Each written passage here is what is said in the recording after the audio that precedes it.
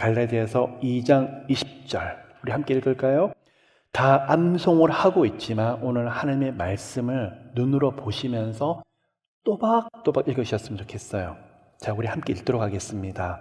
내가 그리스도와 함께 십자가에 못 박혔나니 그런즉 이제는 내가 사는 것이 아니요 오직 내 안에 그리스도께서 사시는 것이라. 이제 내가 육체 가운데 사는 것은 나를 사랑하사 나를 위하여 자기 자신을 버리신 하나님의 아들을 믿는 믿음 안에서 사는 것이라. 아멘. 여러분, 오늘 말씀을 함께 나누기 이전에 저 질문이 있어요. 왜 예수께서 십자가에 못 박혀 죽으셔야 됐었을까요? 자, 원래 예수님은 하나님의 아들이라고, 그리고 하나님과 하나라고 하셨기 때문에 죄명은 신성모독이었어요. 율법에 의하면 신성모독과 간음한 사람에 대한 심판을 어떻게 해요? 돌로 쳐 죽이는 거였어요. 그러면 예수님은 원래 돌에 맞으셔서 죽으셔야 되는 거였고, 다른 형벌도 창에 찔리거나 아니면 다른 극형도 많은데 왜 예수께서는 굳이 십자가에 못을 박히셔야만 됐을까? 많은 분들이 그 당시에 로마 시대에 최고의 형벌 중에 하나가 십자가형이라고 그런 것이 아닙니까? 그 말도 맞겠지만 십자가의 재질이 뭐죠? 나무 십자가예요. 요게 여기서 바로 이유가 있는 거예요. 여러분, 우리가 복음에 대해서, 예수의 십자가 복음에 대해서 분명히 알고 그리고 누리고 누구든지 만나셨을 때 복음에 대해서 설명을 하실 때 나무 십자가 복음에 대해서 분명하게 설명할 수 있는 우리 모두가 되셨으면 좋겠습니다. 하나님이 천지 창조를 하시고 6일째 하나님의 형상으로 사람을 만드셨죠. 그리고 누리고 다스리고 정복할 수 있는 권세를 주셨는데 에덴 동산에서 단 하나만 하지 말라고 하셨어요. 동산 중앙에 있는 선악을 알게 하는 나무의 실과를 먹지 말라고 했었어요. 근데 잘 아시는 대로 그 나무가 실과가 먹음직하고 보암직하고 지혜롭게 할 만큼 탐스러운 나무인지라 그 여자도 먹고 그와 함께 남자에게 주매 그도 먹은지라. 아담과 하와가 선악을 알게 하는 나무의 실과를 먹어버렸어요.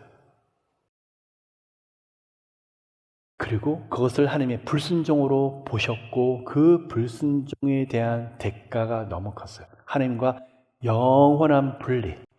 이 불순종으로 인해 가지고 죄와 사망의 저주 아래 아담의 후손들이 놓이게 됐어요.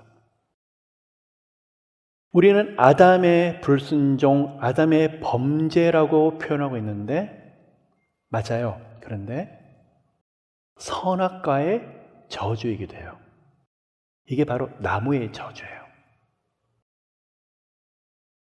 동산 중앙에 있는 선악과를 열매를 먹는 바람에 아담과 후손들에게 주어지는 것.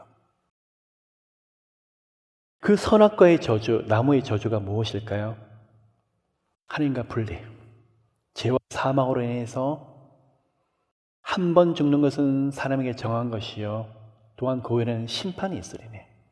원래는 아담과 하와는 에덴 동산에서 육체의 몸을 입고 영원토록 죽지 아니하고 영생을 누리는 존재로 하나님이 만들어 두셨어요.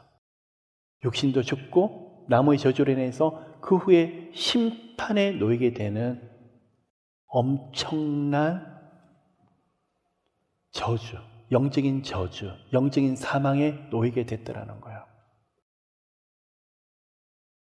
아담의 불순종, 나무의 저주 아래 놓여 있는, 선악과의 저주 안에 놓여 있는 사람에게는 그 어떠한 방법도 없어요. 그래서 여러분, 신명기 21장 28절을 보시면 누구든지 나무에 매달려 죽은 사람은 저주받아 죽은 자라.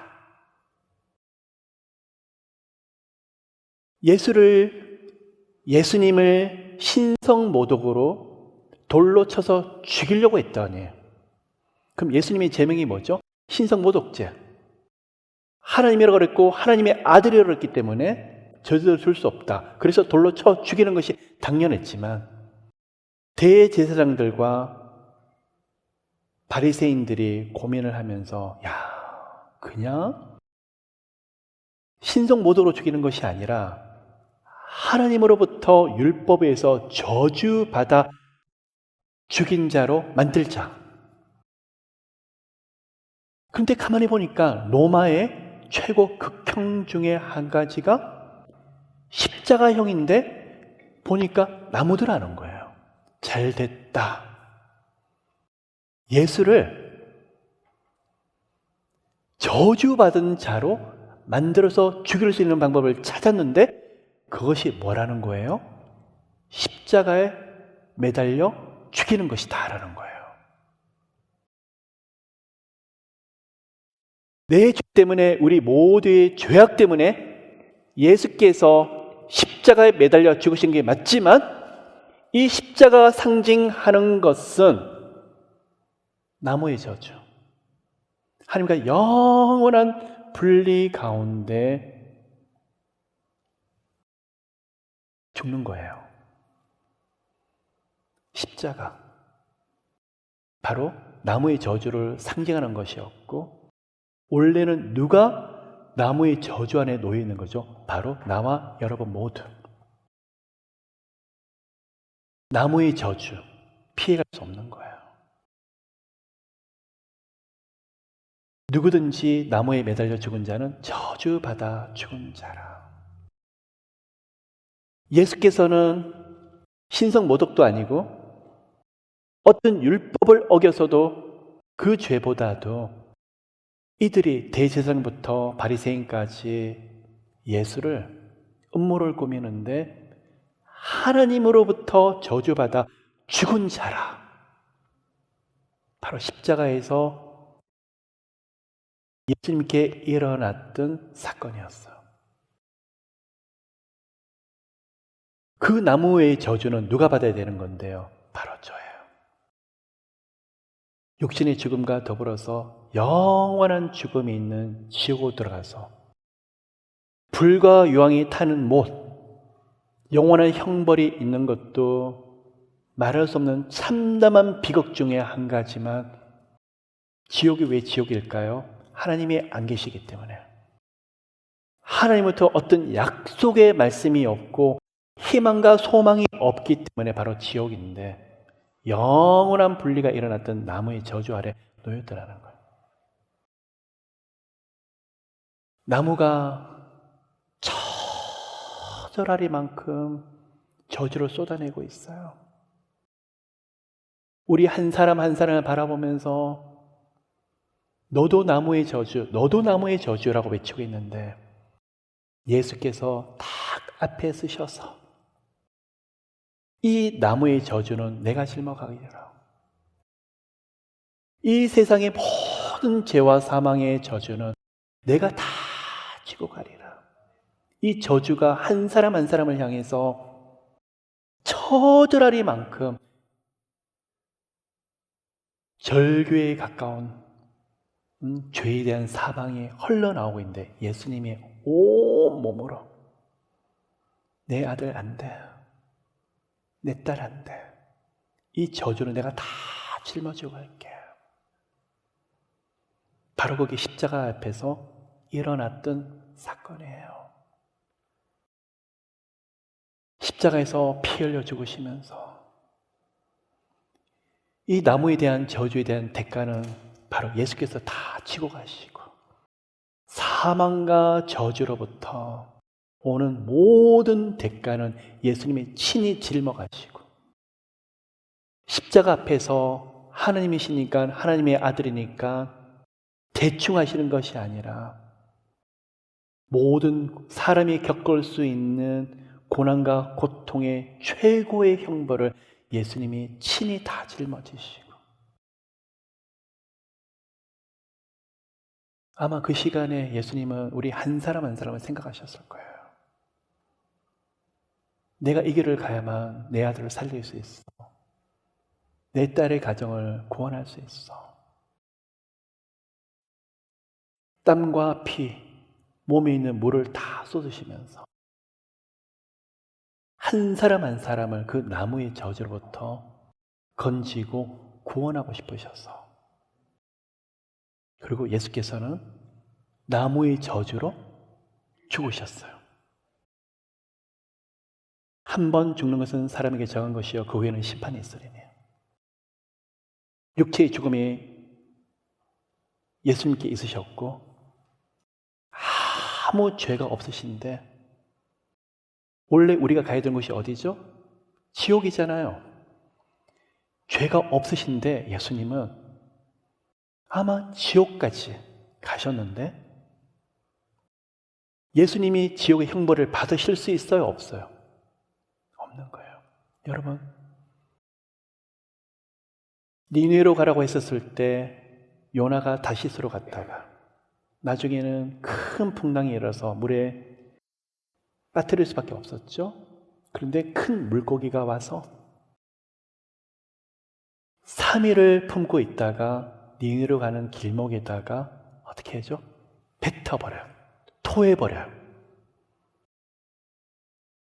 지옥의 형벌이 예수님한테 아마 왔을 거라고 생각을 해요. 그런데 죄가 하나도 없으시고 거룩하시고 순전하시고 너무나 온전하시고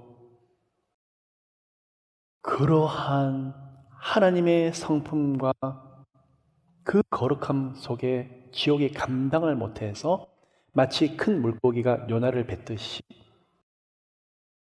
형벌은커녕 예수님을 뱉을 수밖에 없는 그러한 놀라운 기적이 일어났더라는 거예요. 그게 부활의 능력의 시작이더라는 거예요.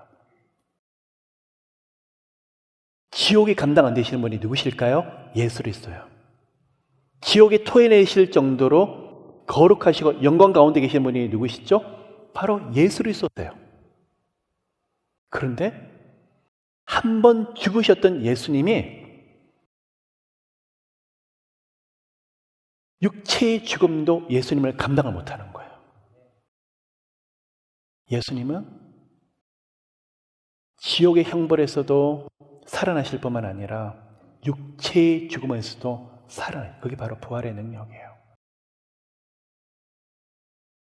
우리 모두가 가야 될 나무의 저주에서 예수님이 승리하게 되셨는데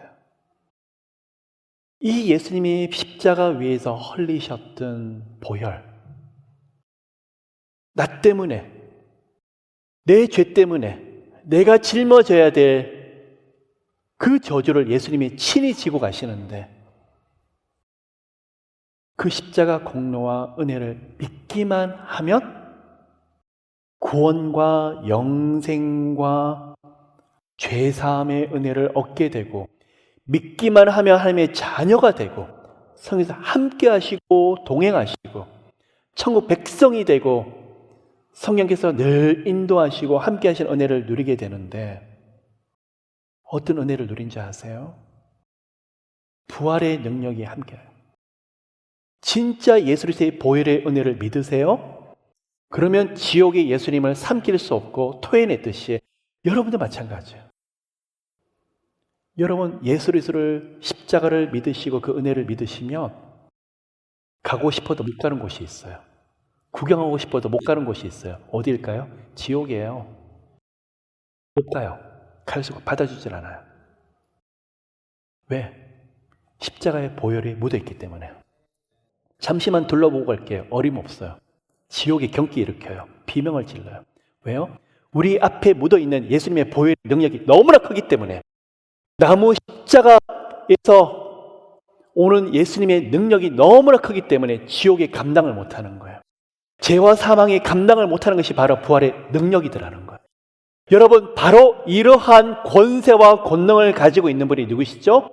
바로 예수 그리스도고, 바로 그 권세와 권능을 바로 우리에게 주셨어요. 자, 부활절에 우리가 듣고 누려야 될 메시지 중에 한 가지인데, 고난주간에 예수님이 그러셨지, 골고다 언덕에 올라가신 예수님 보고 이번 주 아마 금식들 많이 하실 거예요. 성검요일 또 하나님 앞에 또 참여하고 또 고백하시고 회개하고. 좋아요. 근데 있죠, 여러분, 지옥이 우리를 벌벌 떨고 있고 죄와 사망이 우리를 이기지 못해요. 왜요? 보혈이 묻어 있어서. 장자를 치는 재앙, 애굽에서 10번째 저주와 기적. 어린 양의 피가 문설주에 묻어 있으니까 죽음의 신이 패스오버 해버렸죠. 마찬가지로 우리에게 일어났던 예수 그리스도의 보혈로 인한 패스오버인데, 지옥은 이겼고 죄와 사망은 이겼는데 우리 자신을 못 이겨요. 우리 자신을 이기질 못해요, 여러분. 조금만 낙심이 들어오면 살고 싶지 않다. 지옥이 안 받아준다니까요. 살고 싶지 않다. 죄와 사망에서 실컷 이겨놓고 살면 뭐해. 나 같은 사람이 살면 뭐해. 되는 거 하나도 없고. 천국 가는 사람이 되는 게 없대요. 그냥 어떻게 내 인생이 이렇지? 보혈로 하나님의 자녀가 되었는데 그렇게 푸념하고 있더라는 거예요. 뭐가 문제일까? 생각해보면 말씀의 원리와 영적인 원리는 엄청난데 내 삶의 능력이 되지 않았기 때문에, 쉽게 말하면 부자 거지예요. 실제로는 부자인데 거지처럼 생활하고 있다는 거예요. 여러분 있죠? 어떨 때는 축사를 해요. 어떻게 하나님의 자녀를, 존귀한 자녀를 네가 함부로 건드리느냐? 나사렛 예수 이름으로 묶임 받고 떠나라. 그 이상 건드리지 말라 그랬더니 마귀가 하는 말이 뭔지 알아요? 나 안 그랬어. 자기 혼자 저러는 거야. 나 건드리지 않았는데 혼자 콕 쓰러졌어. 내가 건드리기 전에 혼자 낙심한단 말이야. 혼자 두려워하고. 바로 이거예요, 여러분. 오늘 이 시간에 정말 예수 그리스도의 이름으로 구원을 얻고 복음의 능력을 가지고 있다 그러면 이게 왜 그럴까요? 머리로는 아는데 가슴까지 오지 않아서 생각 안 해서 그래요. 묵상을 안 해서 그래요. 너무 바빠요. 새벽 기도 갔다고 교회 행사가 많고 봉사도 많고 그런데 생각할 틈이 없어요. 고민할 틈이 없어요. 이 부활의 능력이 내 것이 돼야 되는데 내가 어떻게 해야지 부활의 능력이 삶에서 이길 수 있을까? 이것을 감당할 수 있을까? 고민하지 않더라는 거죠. 신앙은요, 여러분, 계속 생각을 해야 돼요. 좌절하고 낙심할 때, 마귀가 쏘아올 때 그런 불화사를, 맞아, 나는 부활의 능력이 함께하는 자야. 지옥에서 이겼는데 내가 왜 다시 지옥으로 들어가야 되지? 여러분 있죠? 지옥이 받아주질 않는데 지옥의 고통을 느끼는 건 이건 너무나 말이 안 되는 것 같아요. 그러한 은혜가, 그런 축복이 우리 가운데 어떻죠? 마귀는 계속 속여요. 자, 그럼 우리가 몇 가지만 좀 생각해 볼게요. 이 예수님의 나무 십자가 위에서 승리하셨던 예수님의 모습이 우리 삶에서 어떻게 적용이 될까? 자, 오늘 나무를 통해서 좀 이야기 좀 해볼까요? 첫 번째, 방주예요. 노아의 방주. 40일간 하늘의 창을 여시고 엄청난 물이 이 땅에 쏟아지게 되는데 홍수로 인해서 심판을 받는, 물의 심판이 있는 이 땅에 구원을 얻었던 사람이 있어요. 노아와 그의 세 아들들, 며느리까지 합쳐서 8명의 사람들은 구원은 어때요? 어디 있었기 때문에? 방주 안에 있었기 때문에. 나무 방주 안에 있던 사람은 무엇을 얻죠? 구원을 얻고 나무 방주 밖에 있은 사람은 심판을 당해요. 이 방주가 의미하는 것이 무엇일까요? 바로 예수 그리스도를 의미하고 있어요. 여러분, 예수 그리스도 안에 있고 예수님에 의해서 인도함을 받고 있는데, 근데 방주는 배하고 좀 달라요. 노가 없어요. 방주는 하나님이 인도하셔야 돼요. 자, 여러분, 이 시간에 여러분의 가정과 여러분의 인생이 여러분이 걸어가는 길에 누구 손에 있더라는 거죠? 하나님의 방주 안에 있다는 사실을 기억하시기를 축복합니다. 그리고 이 나무에는요, 밖에서 물이 들어오지 못하도록 역청이 발려 있어요. 역청. 히브리어로 코페르라고 그러고 있는데, 코페르는 덮다, 칠하다는 뜻도 돼요. 그런데 재밌는 게 있어요. 속전, 속량, 몸값이라는 단어가 있어요.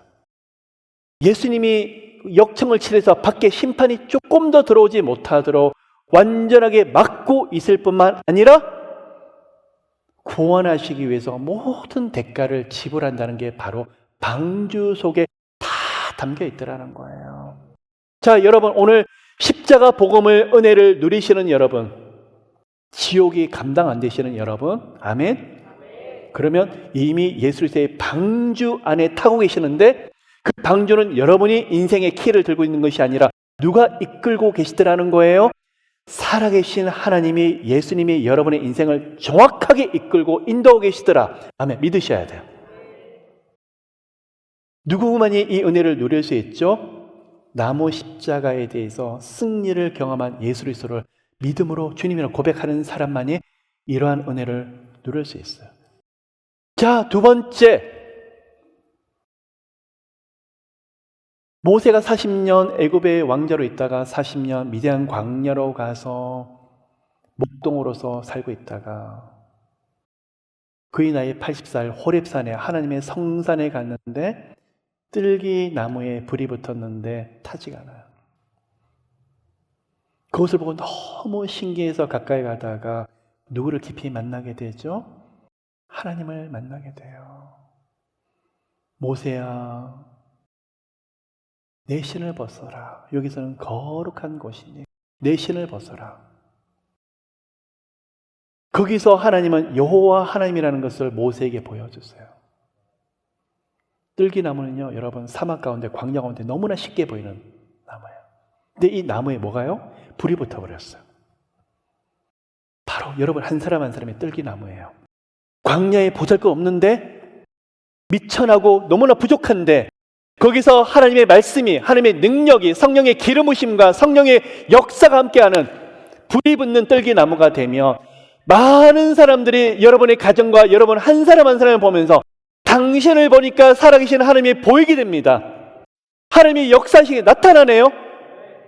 누구죠? 불붙은 뜰기나무의 역사. 바로 예수 그리스도를 고백하는 가정들이 예수 그리스도를 주님으로 높여드리는 사람에게, 진로 장래에게 보여주는 그 은혜가 여러분 가운데 크게 나타나게 되시기를 예수 이름으로 축복합니다. 출애굽기 17장을 보면 아말렉 족속이 출애굽한 백성들에게 쳐들어와요. 그때 여호수아가 칼을 차고 나가게 되는데 모세가 지팡이를 들고 높은 산으로 올라갑니다. 아론과 홀이 옆에서 기도를 도와줍니다. 팔을 들면 이기고 팔을 내리면 지게 됩니다. 그런데 팔을 드는 것이 바로 기도입니다. 잘 아시는데도 여기에 대한 설교로 수백 번을 더 들으셨을 거예요. 모세가 들고 있는 지팡이를 맞대라 그래요. 맞대. 쉽게 말하면 이 맞대는 지팡이라는 뜻도 되는데 저기랑 여기랑 좀 닿아야 되는데 닿질 않으니까 연결고리를 말하고 있어요. 그게 뭐죠? 중보를 말하고 있어요. 하나님과 나를 연결하는 연결고리가 누구더라는 거죠? 맞대, 바로 예수 그리스도를 말하고 있어요. 하나님, 내게는 방법이 없어요. 내게는 길이 없어요. 하나님, 나는 어떻게 해야 될지 모르겠어요. 두 손을 들고 예수 그리스도 이름으로 기도를 하게 되는데 하나님의 방법이, 하나님의 능력이 우리 가운데 연결되는 연결고리가 누구더라는 거예요? 바로 예수 그리스도더라는 거예요. 엎드려요, 여러분. 근데 거기서 하나님의 방법이 보여지고 하나님의 능력이 나타나더라는 거예요. 그 은혜가 실제적으로 여러분의 삶 가운데 나타나게 되시기를 예수 이름으로 축복합니다. 자, 마지막입니다. 주의 지팡이와 막대기가 나를 안위하시나이다. 자, 뭐가 지팡이고 뭐가 막대기죠?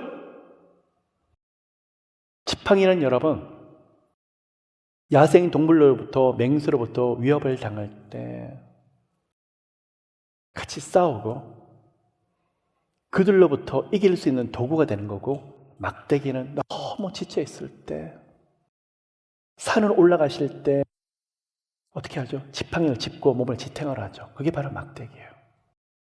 그러면 예수께서 여러분의 앞서 나가셔서 모든 위험과 어려움을 쳐 부수실 것이다. 장애물을 여리고성 무너뜨리게 할 뿐만 아니라 여러분이 지치고 힘들 때 여러분을 지탱하는 힘을 주는 공급이 되게 될 것이다. 그 의미가 돼요. 자, 이제 여러분 말씀을 마무리하려고 합니다.